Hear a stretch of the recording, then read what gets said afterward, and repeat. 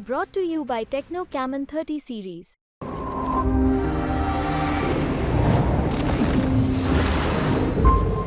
बक्सर की सीट की चर्चा करेंगे हम। बक्सर की सीट से इस बार जो केंद्रीय मंत्री थे उनका पत्ता काट दिया गया, अश्विनी चौबे का, और वहां से मिथिलेश तिवारी को बीजेपी ने उम्मीदवार बनाया। वही आनंद मिश्रा जो कि आईपीएस भी हैं और वो वीआरएस लेकर के जो है वो भी चुनाव लड़ने के लिए पहुंचे थे, लेकिन इस बार उन्हें भी बीजेपी ने टिकट नहीं दिया और वो निर्दलीय जो है मैदान में उतर गए। वही सुधाकर सिंह जो कि जगदानंद सिंह के बेटे हैं, वो आरजेडी की टिकट पर है, तो मुकाबला कहीं ना कहीं वहां भी त्रिकोणीय है। या फिर एक और नाम पूर्व कृषि मंत्री भी रहे सुधाकर, कृषि मंत्री भी रहे, और एक और नाम ददन पहलवान का भी नाम जो है वो आता है कि वो भी एक अच्छा खासा वोट ले लेते हैं। तो वहाँ पे 4 लोगों के बीच मुकाबला है। देखिए वहां जो है मुकाबला शुरू में काफी नाराजगी थी बाहरी उम्मीदवार के तौर पर मिथिलेश तिवारी का, लेकिन बाद में धीरे धीरे ये सब जो मुद्दे जो है गायब हो गए।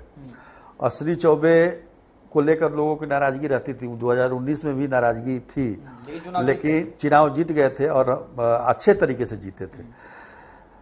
जगदानंद सिंह हुआ करते थे पहले उनके खिलाफ, इस बार उनके बेटे सुधाकर सिंह हैं। सुधाकर सिंह तेज तर्रार हैं और जनता के मुद्दे को उठाते हैं, किसानों के मुद्दे को उठाते हैं, तो इसमें तो ये उनमें खूबियां हैं कुछ।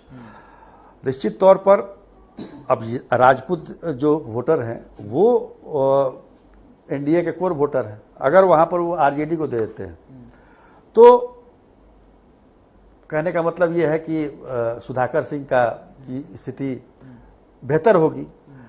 पर अन्य जो जातियां हैं, अति पिछड़ा, दलित, ये तमाम जो कोर वोट बैंक हैं बीजेपी के, वो सारे इंटैक्ट वहां पर नजर आते हैं। कुशवाहा जाति, इवन कुशवाहा जाति के भी वोटर जो हैं उन्होंने भी वोट दिया बीजेपी को, और राजपूतों में बहुत ज्यादा जो है विचरण नहीं हुआ है।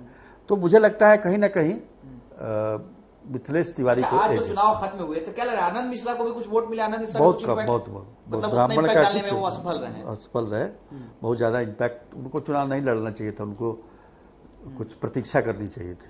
तो बक्सर से जो है वो मिथिलेश तिवारी को बढ़त मिल सकती है।